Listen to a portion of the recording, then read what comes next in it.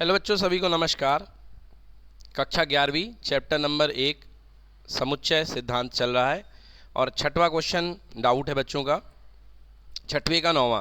देखिए यहाँ पे ए दिया है, बी दिया है, सी दिया है, डी दिया है और आपको 9th क्वेश्चन में ये निकालना है A intersection B union C. तो चलिए सबसे पहले मैं ए और बी का इंटरसेक्शन यानी कि इसका मैं उभयनिष्ठ निकाल लेता हूँ। तो देखिए ए इंटरसेक्शन बी, ए और बी में कॉमन क्या क्या है भाई? 7 कॉमन है ना? और क्या कॉमन है? 9 कॉमन है और 11 कॉमन है। मतलब ए इंटरसेक्शन बी आ गया 7, 9 और 11। दूसरा पार्ट मुझे क्या चाहिए? बी यूनियन सी, मतलब बी और सी का यूनियन मतलब सब कुछ। तो बी यूनियन सी लिखता हूँ मैं। तो बी में क्या है? देखिए 7, 9, 11, 13 और इसमें 11, 13, 15। तो 7, 9, 11, 13 और क्या हो गया? 15। मिला दिया इन दोनों को, बी और सी को। अब कह रहा जो आया है उनमें दोनों का इंटरसेक्शन, मतलब ए इंटरसेक्शन बी जो आया है उसका उभयनिष्ठ निकालना है किसके साथ? बी यूनियन सी के साथ। ठीक है ना? मतलब इन दोनों का, इनका और इनका आपको देखना है जिनमें कॉमन कौन है। तो 7 कॉमन है दोनों में, 9 कॉमन है और 11 भी कॉमन है। तो इसका आंसर क्या होगा? 7, 9, 11। देखा जाए तो बेटा ये वाली चीज़ इसका उपसमुच्चय है, देख लीजिए, क्योंकि इसके अंदर बैठा हुआ है। तो वैसे देखा जाए तो ए इंटरसेक्शन बी जो है वो क्या है? उपसमुच्चय किसका? बी यूनियन सी का। और जब कोई सेट किसी का उपसमुच्चय होता रहा है तो दोनों का यूनियन क्या आता, दोनों का इंटरसेक्शन क्या आता था? जो छोटा वाला होता था। ठीक है ना? कल बताया था ना मैंने, याद कीजिए, मैंने कल बताया था यदि ए जो है वो बी का सबसेट है, ए बी का, तो ए इंटरसेक्शन बी कितना आएगा? ए आएगा। कितना आएगा? ए। तो आंसर चेक कर लीजिए बेटा, आंसर आएगा 7, 9, 11। डन। देखिए अगला क्वेश्चन डाउट है बच्चों का, क्वेश्चन नंबर 7। और क्वेश्चन नंबर 7 क्या कह रहा है? यदि ए एक्स कॉमा एक्स एक प्राकृत संख्या, मतलब बच्चों ए जो है समुच्चय है प्राकृत संख्या का 1, 2, 3 और यह जो होगा असीमित बढ़ता जाएगा। ठीक है ना? अपरिमित समुच्चय। दूसरा जो बी है वो जो है वो दिया गया है सम प्राकृत संख्या। सम प्राकृत संख्या मतलब 2, 4, 6, 8। बहुत बढ़िया, ये दिया गया है। अब कह रहा सी जो है वो विषम प्राकृत संख्या है और अच्छी बात है, 1, 3, 5, 7 ये हो गई आपकी विषम प्राकृत संख्या। और डी जो है वो अभाज्य संख्या है। तो अभाज्य संख्या सबसे छोटी होती है 2, 2 के बाद 3, 3 के बाद 5, 5 के बाद 7, 7 के बाद 9 नहीं होती है बेटा, 11 होती है। अभाज्य चल रही है, विषम नहीं चल रही है ना? जिनके अभाज्य मतलब जिनके केवल 2 गुणनखंड हो, एक और उन खुद संख्या। जैसे 2 को केवल 2 लोग विभाजित करेंगे, एक 2 करेगा और खुद एक करेगा। तो ऐसी संख्या जिनके केवल खुद से और एक से विभाजित हों, ऐसी संख्याओं को क्या बोलते हैं? अभाज्य। चलिए अब देखते हैं, क्वेश्चन कह रहा है कि ए इंटरसेक्शन बी क्या होगा? ए इंटरसेक्शन बी, देखो बेटा, तो इसमें 2 भी आएगा। तो ये देखो 2, 2 आ गया। इसके आगे 4 भी आएगा। तो मतलब ध्यान से देखो बेटा, ये जो है बी जो है इसका क्या है? उपसमुच्चय है कि नहीं है? बिल्कुल है। तो ए इंटरसेक्शन बी क्या आ जाएगा? बी आ जाएगा। क्यों? क्योंकि ए के अंदर क्या भरा हुआ है? बी भरा हुआ है। भरा हुआ है कि नहीं भरा हुआ है? भाई सारी संख्याओं के अंदर ही सम संख्या होती है और सारी संख्याओं के अंदर ही विषम संख्या होती है और सारी संख्याओं के अंदर ही अभाज्य संख्या भी होती है। तो यदि यहाँ देखा जाए तो जो बी है यहाँ पे वो भी ए का सबसेट है, जो यहाँ पे सी है वो भी ए का सबसेट है और जो यहाँ पे डी है वो भी ए का क्या है? सबसेट है। क्लियर हो गया कि नहीं हुआ? अगला ए इंटरसेक्शन सी, देखते ही आंसर क्या आएगा बोलो? सी आएगा। तो पहला ये हो गया, बोलिए क्लियर कि नॉट क्लियर? दूसरा है ए इंटरसेक्शन सी। तो बेटा जब ए के अंदर ही सी भरा हुआ है तो बोलो कॉमन पार्ट क्या आएगा? सी ही आएगा। फिर क्या है? ए इंटरसेक्शन डी, बताने की जरूरत नहीं, बोलो आंसर क्या आएगा? डी आएगा। तो ए इंटरसेक्शन डी भी कितना आएगा? डी ही आएगा। क्यों आएगा? क्योंकि अगर ये सेट ए है तो इसी के अंदर क्या बैठा हुआ है? डी बैठा हुआ है। तो दोनों का कॉमन क्या हो जाएगा? डी। बोलो क्लियर कि not clear? A intersection D हो गया। अब बात कर रहे हैं बी और सी। तो बी ये है और सी ये है और बी और सी का कॉमन देखो, बी मतलब है बेटा सम संख्या और सी मतलब है क्या? विषम संख्या। क्या सम और विषम में कुछ कॉमन होता है? नहीं। मैथ्स में नहीं को क्या बोलते हैं? सेट में फाई। क्या बोलते हैं? फाई, रिक्त समुच्चय। अगला है बी इंटरसेक्शन डी। ये देखो बेटा बी, बी यानी कि विषम सॉरी भाज्य मतलब जो b यानी कि सम संख्याएं, b यानी कि सम संख्याएं। और देखो बेटा d में केवल 2 कॉमन है, तो b इंटरसेक्शन d में केवल क्या आएगा, बोलो आंसर 2, है ना, क्योंकि एक ही इसमें सम संख्या होती है जो भाज्य होती है, अभाज्य होती है सॉरी। तो 2 सबसे छोटी अभाज्य संख्या है, बोलो यस कि नो, और 2 सम संख्या भी है, तो दोनों का कॉमन d आ गया। लास्ट c और d का कॉमन, ये c है और ये d है, तो भाई c और d, c क्या है अपने पास में, c है विषम, है ना, तो c और d का कॉमन तो बनाना पड़ेगा हमको। तो देखिए c इंटरसेक्शन d, तो पहला जो है आपका 3 है, ठीक है ना, और फिर क्या है 5 है, फिर क्या है 7 है, और फिर इसमें क्या आएगा 11 आएगा, क्योंकि 11 विषम आ जाएगी, है ना, और इसमें भी रहेगी। तो कुल मिला करके आप 2 छोड़ करके जितनी संख्याएं होंगी वो सब की सब आ जाएंगी। क्लियर कि नॉट क्लियर? तो आप इसको या तो ऐसे लिख सकते हो, या इसका एक और तरीका है, आप इसको लिख सकते हो कि पूरा का पूरा सेट डी रहेगा, बोलो यस, और केवल 2 अवयव नहीं रहेंगे। और कितने अवयव नहीं रहेंगे, 2। कौन कौन से, एक तो 1 नहीं रहेगा और एक 2 नहीं रहेगा, क्योंकि सी में 1 आ रहा है वो डी में नहीं आ रहा, और डी में 2 आ रहा वो सी में नहीं आ रहा, बाकी सब आएंगे। समझ में आया कि नहीं आया? बाकी सब के सब आएंगे, जितने डी वाले हैं वो सब के सब सी में बैठे होंगे। क्लियर कि नॉट क्लियर? तो चेक कर ले आंसर इसका। चलिए देखिए अगला सवाल है, क्वेश्चन बच्चों ने पूछा है क्वेश्चन नंबर 11, यदि r वास्तविक संख्याओं का और q परिमेय संख्याओं का समुच्चय है तो r माइनस क्यू क्या होगा। बच्चों लॉजिकल क्वेश्चन है, आपको 10th क्लास में भी पढ़ाया गया और 11th में भी आप जानते हैं कि बेटा ये बहुत बड़ा समुच्चय है r, बोलिए ठीक है।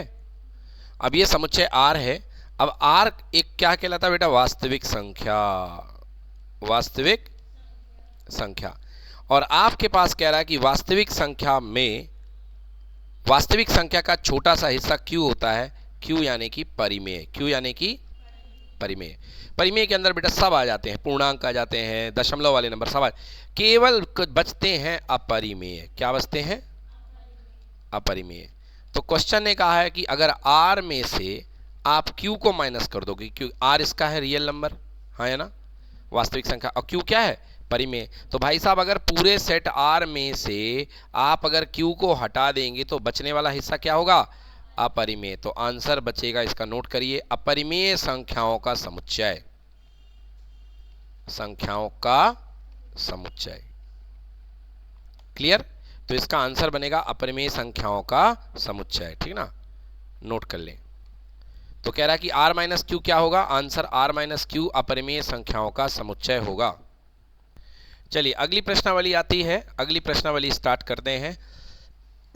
तो अगली प्रश्नावली में हमें पढ़ना है पूरक समुच्चय, ठीक है ना।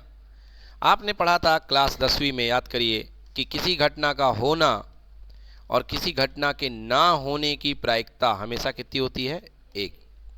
तो अगर आपको यहां पर अब बात है सेट, अगर आपके पास कोई सेट दे दिया गया है A, क्या दे दिया गया है, सेट A, और सेट A का ना होना यानी कि पूरक समुच्चय A, पूरक समुच्चय A, इसे A बार भी बोल सकते हो या इसे A डैश भी बोल सकते हो। बेटा अगर दोनों को मिला दिया जाए तो बन जाएगा यूनिवर्सल सेट U, क्या बन जाएगा, तो A डैश क्या हो जाएगा, equal to U minus A। ये देखिए कैसे, ये मान लीजिए आपके पास ये सभी परिस्थितियों को समेटे हुए एक यूनिवर्सल सेट है U, और इसके अंदर बैठा हुआ है A। तो बताइए A डैश मतलब A का ना होना, तो A के ना होने की परिस्थितियां क्या होंगी, बाहर इसके। समझ में आया कि नहीं आया? क्लियर कि नॉट क्लियर? तो ये है A का ना होना। कोई दिक्कत? कोई दिक्कत बच्चों? तो ये हो गया U माइनस A, ठीक है। अब इसमें कुछ रूल होते हैं बेटा, उनको रूल को आप याद कर लो। रूल्स मतलब कि नियम होते हैं सेट थ्योरी के, वो क्या होते हैं। नंबर 1 मैंने पढ़ाया, A यूनियन B निकालो चाहे B यूनियन A निकालो, आंसर क्या आएगा, बराबर आएगा, एक ही बात है। दूसरा, चाहे A इंटरसेक्शन B कर दो या चाहे आप B इंटरसेक्शन A कर दो, बात बराबर है। तीसरा, अगर किसी सेट का खुद के साथ यूनियन करोगे तो खुद वही सेट आएगा, सेम टू सेम को मिलाओगे। चौथा, अगर कुछ किसी सेट का खुद से कॉमन निकालोगे तो आंसर भी क्या आएगा, खुद वही सेट। बोलो हाँ है ना, खुद वही सेट। अगर किसी सेट का यूनियन आप फाई के साथ कर रहे हो, फाई मतलब रिक्त, तो भरे को खाली के साथ मिलाओगे तो उत्तर में क्या आएगा, भरा। क्या आएगा उत्तर में, भरा। छठवां, भरे का और खाली का कॉमन पार्ट क्या होगा, खाली। भरे और खाली का कॉमन पार्ट क्या होगा, खाली। क्लियर हुआ कि नहीं हुआ, कोई दिक्कत? अब बात करते हैं ए और ए डैश की रिश्तेदारी की। ए तथा ए डैश में संबंध की बात की जाए यदि, तो बताइए ए का होना और ए के ना होने का यूनियन क्या बनेगा, यू, यूनिवर्सल सेट। क्लियर कि नॉट क्लियर? और ए का होना और ए के ना होने का इंटरसेक्शन क्या बनेगा, फाई। क्योंकि भाई ए मतलब ए का होना, कुछ घटित होना, और दूसरा कुछ घटित ना होना। भाई पास होने और फेल होने का कॉमन क्या होता, कुछ होता है क्या, नहीं। या तो पास ही हो गए या तो फेल ही हो गए। क्लियर हुआ कि नहीं हुआ, आ गया समझ में? ठीक है, चलिए तो आइए करते हैं कुछ सवाल। ये देखिए कुछ नियम, पूरक नियम इन्हें बोलते हैं। ए यूनियन ए डैश बराबर you, A intersection A dash बराबर फाई। क्लियर हुआ? हाँ, एक और चीज़ यानी द्विपूरक नियम, मतलब कि दो बार अगर आप इसको करोगे, ए डैश का डैश, ए डैश का डैश, ए डैश मतलब ए का कॉम्प्लीमेंट और उसका फिर से कॉम्प्लीमेंट, बोलिए आंसर कितना आएगा, ए। ओके, ए डैश का डैश यानी कि कितना आएगा, ए आ जाएगा। ए डैश का डैश क्या आएगा, ए। क्लियर कि नॉट क्लियर? ये समझ में आ रहा आपको कैसे आएगी, नहीं आया? भाई पहले क्या आया, ए का ना होना, और फिर ए के ना होने के बाद ए के ना होने का ना होना, मतलब ए का होना। बोलो हाँ ना, ए का ना होने का ना होना मतलब ए का होना। क्लियर? हाँ, तो ये आ गया। आगे बात करते हैं इस पे। अगला है देखिए फाई डैश। फाई मतलब रिक्त समुच्चय का ना होना, मतलब सब कुछ होना, और यूनिवर्सल सेट का ना होना मतलब कुछ भी ना होना। समझ में आया? यू डैश मतलब सब कुछ का ना होना, मतलब कुछ भी ना होना। बोलो हाँ है ना? और ना होने का ना होना मतलब सब कुछ होना। फीलिंग समझ में आई? हाँ, तो यू डैश बराबर क्या हो जाएगा, फाई, और फाई डैश बराबर क्या हो जाएगा, यू। क्लियर कि नॉट क्लियर? अब एक बहुत इंपॉर्टेंट लॉ है बच्चों, जिसका नाम है डी मॉर्गन लॉ। क्या नाम है, वो आप याद कर लें, बहुत आपके काम का है, जिसका नाम है De Morgan law. D Morgan's law, Hindi में बोलते हैं द मॉर्गन लॉ, नियम, द मॉर्गन का नियम। ये देखिए, ये है द मॉर्गन का नियम, ये है कहाँ, ये है डी मॉर्गन का नियम। क्या होता है बेटा डी मॉर्गन का नियम, समझो। अगर हमने कहा ए यूनियन बी का कॉम्प्लीमेंट, पूरक, ए यूनियन बी का पूरक ना होना, समझ गए? तो बेटा याद रखो, कॉम्प्लीमेंट टूटेगा, ए के ऊपर आएगा। बोलो हाँ। अब बेटा याद रखना कि यू का जो कॉम्प्लीमेंट होता है ना, वो उल्टा हो जाता है, इंटरसेक्शन। तो यूनियन किस में बदल जाएगा, इंटरसेक्शन, और यहाँ पे क्या आएगा, बी डैश। पहली चीज़ समझ में आई कि नहीं आई? दूसरी चीज़, ए इंटरसेक्शन बी का डैश। बताओ बच्चों, पहले क्या आएगा, ए डैश। अच्छा, ये किस में बदल जाएगा, यू में, और ये क्या आ जाएगा, बी डैश। इसको बोलते हैं डी मॉर्गन का नियम। क्लियर हुआ कि नहीं हुआ? चलिए आइए सारे एग्जाम्पल करते हैं।